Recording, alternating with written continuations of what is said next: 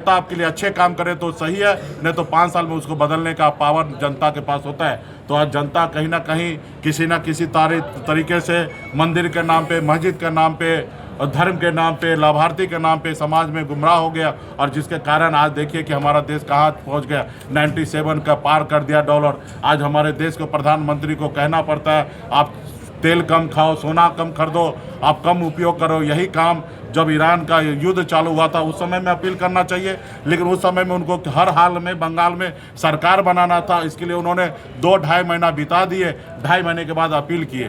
तो ये कहीं ना कहीं हमारे देश का प्रधानमंत्री का विजन बताता है कि उनके लिए देश सर्वोपरि नहीं, उनके लिए वो चुनाव सर्वोपरि है। और जिसके लिए आज देखिए आने वाला समय में महंगाई, तमाम बहुत सारे समस्या का सामना इस देश के नागरिक को 150 करोड़ लोगों को करना पड़ेगा। तो इसलिए आने वाले समय में समाज के हर वर्ग के लोग जागरूक हो, अपने वोट का ताकत को समझे और वोट के साथ न्याय करे।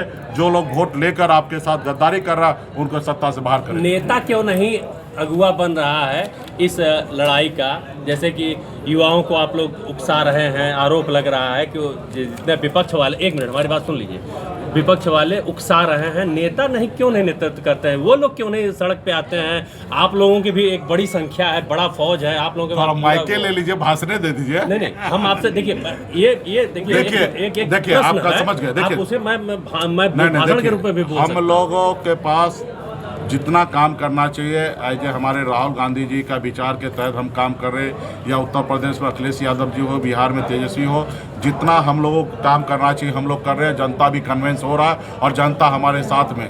लेकिन हमारा चौकीदार है, जब चोर हो जाए तो भला हम क्या कर सकते हैं? जब सुप्रीम कोर्ट के पास आप जाइए, सुप्रीम कोर्ट को बताइए मेरा वोट कट रहा है, सुप्रीम कोर्ट जैसे संस्था अगर आपको कह रहा है कि इस बार आप वोटें नहीं दीजिएगा तो क्या होगा, अगली बार वोट दीजिएगा आप। वही बात हो गया, हम जाके सुप्रीम कोर्ट में कह रहे हैं कि मेरा हत्या करने वाला है, सुप्रीम कोर्ट के जज साहब कह रहे हैं कि बेटा ठहरो, पहले तुम्हारा हत्या हो जाने दो, फिर तुम्हारे साथ न्याय करेंगे।